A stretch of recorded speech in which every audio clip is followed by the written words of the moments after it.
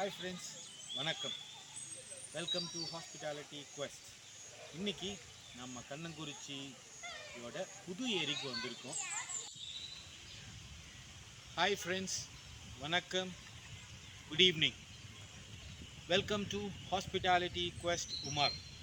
இன்றைக்கி நாம் சேலத்திலிருந்து அஸ்தம்பட்டிக்கு பக்கத்தில் 3 கிலோமீட்டர் தூரத்தில் இருக்கிற ஒரு அழகிய சுற்றுலா தலத்தில் நம்ம இருக்கிறோம். இது கண்ணங்குறிச்சி ஏரி. 2 ஏரி இருக்குது.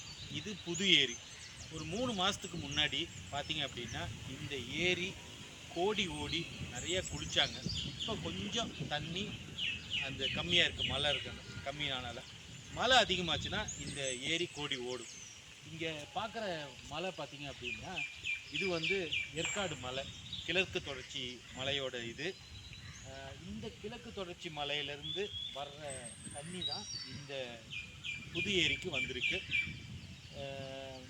இதில் இப்போ மீன் விட்ருக்காங்க. ஸோ ஒரு 6 மாதம் கழித்து மீன் அறுவடையும் நடக்கும். இப்போ நாம் என்ன பண்ணோம்னா இந்த ஏரியோட கடைசி இது, அதாவது எங்கே நீர் ஆதாரம் இருக்கோ அங்கே போவோம். அங்கே ஒரு செக் டேமும் இருக்கா, அதையும் நம்ம பார்க்கலாம். ஒரு கோயிலும் இருக்குது.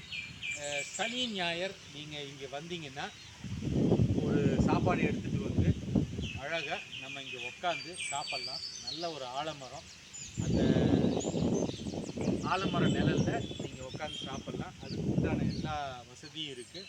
ஆனால் என்ன, இந்த இடம் இன்னும் மக்களுக்கு சரியான ஒரு விழிப்புணர்ச்சி இல்லை. சுற்றுலாத்துறை இதை நல்லா டெவலப் பண்ணாங்கன்னா சேலம் மக்களுக்கு இது ஒரு வரப்பிரசாதமான ஒரு ஏரியா இருக்கும். கட்டாயம் நீங்கள் இதை ஒரு தடவை வந்து பாருங்கள். தேங்க்யூ.